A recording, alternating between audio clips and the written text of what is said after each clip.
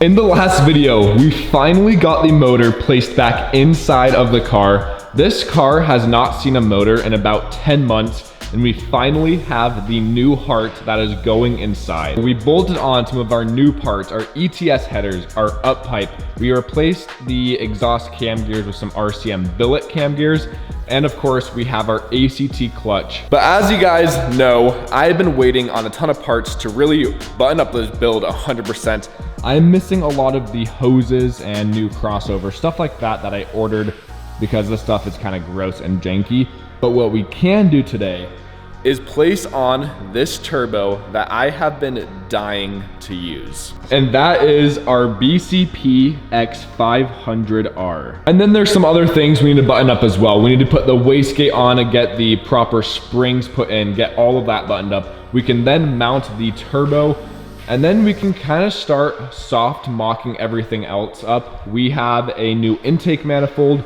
We have a brand new OEM engine harness. Here's the wastegate, parent inlet. And I think we're gonna start there. And after we finish that up, see what else we're able to do.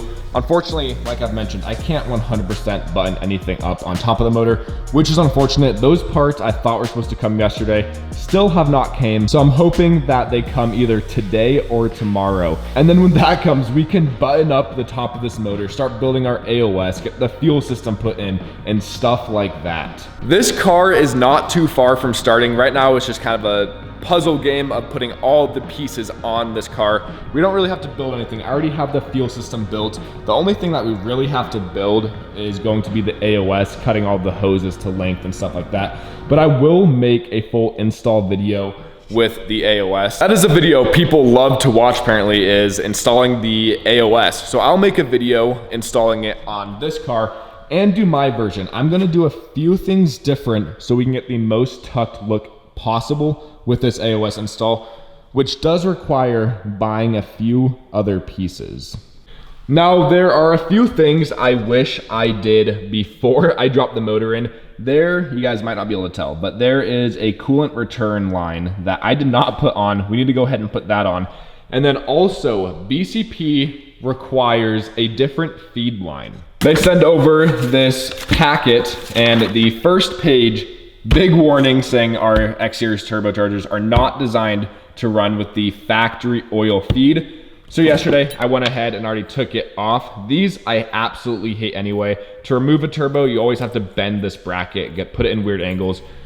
So they sent over their full feed line, which is very, very nice. So we need to button up those two things before we can get the turbo placed on. I can't hard mount permanently set this turbo in yet, because as you guys know, right here is our oil return, and that is one of the hoses I replaced and have yet to receive. So unless I can find another one lying around my shop here, we can bolt on the turbo, but it has to come off in a future video when those parts come in. But I'm very anxious to see this turbo placed on with the intake manifold.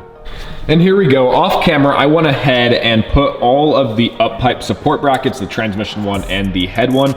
All of those are bolted on. Now we can go ahead and place on this sexy turbo.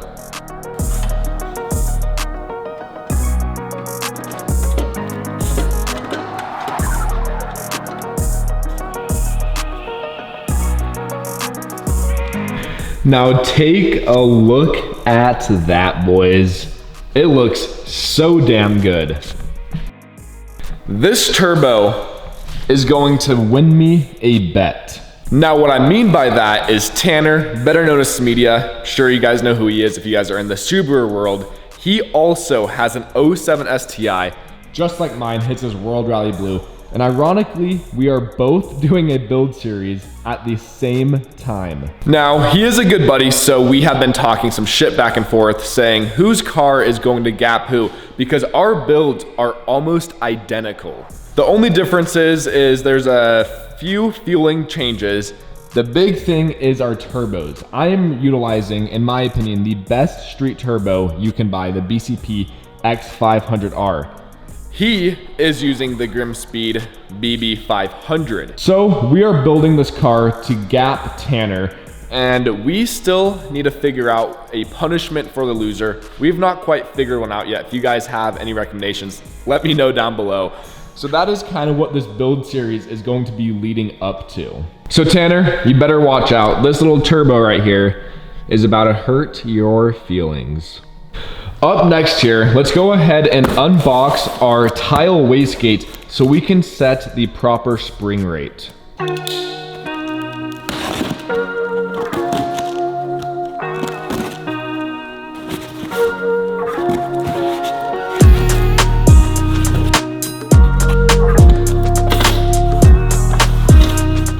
And here we go. Here's our gorgeous polished 38 mil tile wastegate, and it comes with all the goodies. Here are all of the different springs. All of the colors correspond with a different weight. Now for us, we are gonna go ahead and put a 14-pound spring. According to the chart, it is going to be this black and this red spring. Both these springs together equal 14 pounds.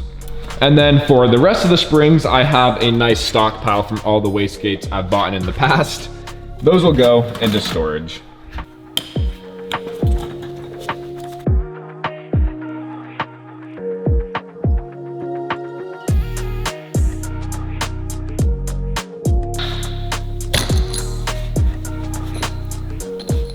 And there we go, we got the spring assembly opened up, and as you guys can see here on the inside, there is like ribbed spots for your springs to set in.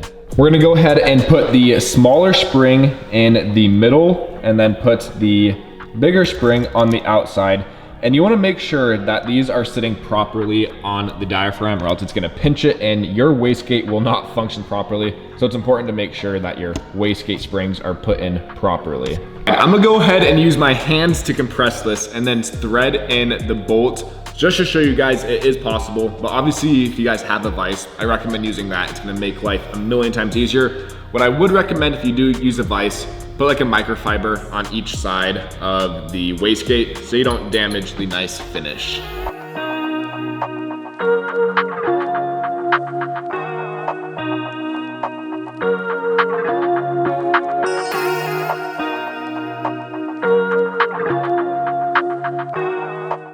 We now have the wastegate put together with the 14-pound spring. Now we need to open up this bag here and block off the ports we are not gonna be using. So I went ahead and plugged this port and the two ports that are near the dump tube, and I'm leaving this one open and the top one. And that is because that's where these fittings will go, and that is how you're gonna run your boost controller. But to make life just a little bit easier, we're gonna go ahead and unscrew the bolt, remove the turbo, that way we can just get this placed on a million times easier. And here we go, boys. We have the wastegate and the dump tube finally attached. But before we go ahead and put the turbo on, let's go ahead and build our feed line. Not really build, it's all already made for us. We are going to tap into the back of the block, and it's gonna route just like this up on top of the turbo. You can also pull your feed from here, but we don't need to. It's not in the way of anything. We can pull it right from the back of the head and keep a nice tucked look to it. They send two different lines. We're gonna go ahead and use the 90-degree because it's gonna sit essentially just like that, and it'll get wrapped around right on top of the turbo. And then it comes with all the fittings you need. This will be the fitting that we're gonna use on the back of the head. And one of these fittings in here will be the one that gets threaded in to the top of the turbo, where the top of the feed threads into. And there we go. We have our feed line all tightened up. We are now ready to place on the turbo. Now we can go ahead and pop out this cap, thread in the fitting, and then we can get the feed line all plumbed up. Now, unfortunately, the turbo will have to come off in the next video anyway, because I am waiting on some power steering lines, and with the turbo in the way, it is going to make life very, very difficult to get those power steering lines on. Even with the up pipe in, it's gonna be quite difficult. But on the GD chassis, at least I know, the high pressure line from the power steering pump gets in the way of the inlet and stuff. So I ordered a new line, an AN line, that we are gonna go ahead and route to the power steering rack. That is why I don't have my power steering pump placed on here yet. and that is because I need to switch up the lines. And there we go. We have the turbo all plumbed up with the new feed line. It's kind of loosely on there because this turbo does have to come off, but take a look at that. Now we're gonna kind of take a step away from all of the turbo stuff and move our way onto the intake manifold. This is the one that came on the car, and as you guys can see, it is quite crusty. This whole engine harness is very, very crusty, a lot of broken connections, and I didn't really feel like going through this entire harness and repinning everything that needed to be repinned. Plus, this harness is nearly 20 years old now. All of the wires are brittle and fragile.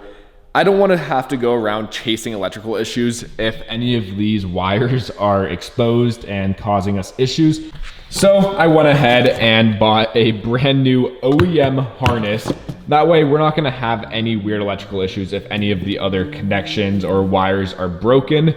And it's a cheap way to not have to chase weird electrical issues. I think it was like 300 bucks. And plus, I'm already replacing everything on here anyway. This whole motor is going to be 100% new.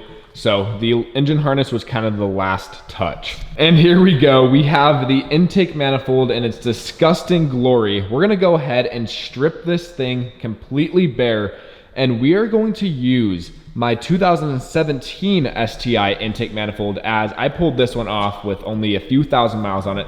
This thing is in perfect condition, but I am told there are a few variants in design. I'm not quite sure what that is. I'm sure some of the vacuum lines and ports are in different locations, but we're gonna strip this down and see what the differences are and start building our new one.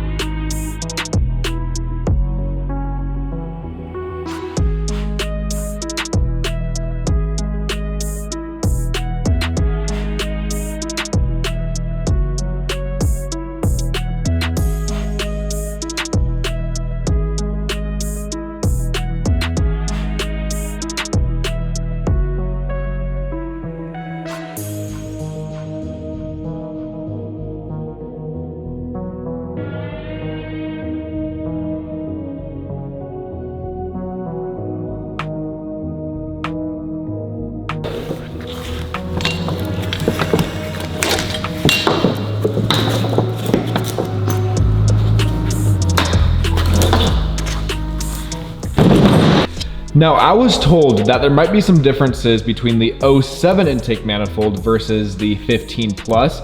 Everything is the same except one thing, and that is going to be our fuel pressure vacuum.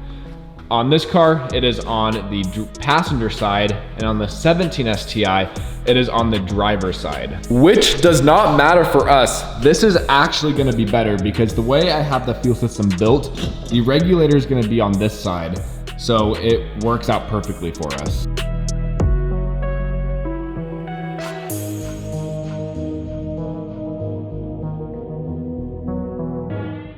I decided not to mount anything to this intake manifold yet, as I still need to assemble everything else and there's no point, but I wanted to throw it on here just so we can get a glimpse of what this thing is going to look like soon. It does look like I need to loosen all of the up pipe bolts to get the turbo to sit a little bit more this way, but that's an easy fix. But I am so beyond excited. Slowly but surely, this thing is coming together, and I am so beyond excited to see the end result here. Yeah, I'm so pumped, guys. This is giving me so many memories to my 17 STI when I had my stock location set up on it, and that car was just an absolute blast. So I'm very, very excited to get this thing on the road. But you guys can expect in the next video when our package comes, it should be everything so we can start hard mounting all of these components that we have been touching the last few days, and we can finally start dressing this thing up properly. The only thing that we'll be missing alongside the downpipe and catback is gonna be the fuel rails and the intake. But we can get everything else assembled and throw those in at the last minute. And if for some reason my fuel rails don't come in time, and I get everything else. I do have my VA STI fuel rails I can steal and use, as that car is not driving right now.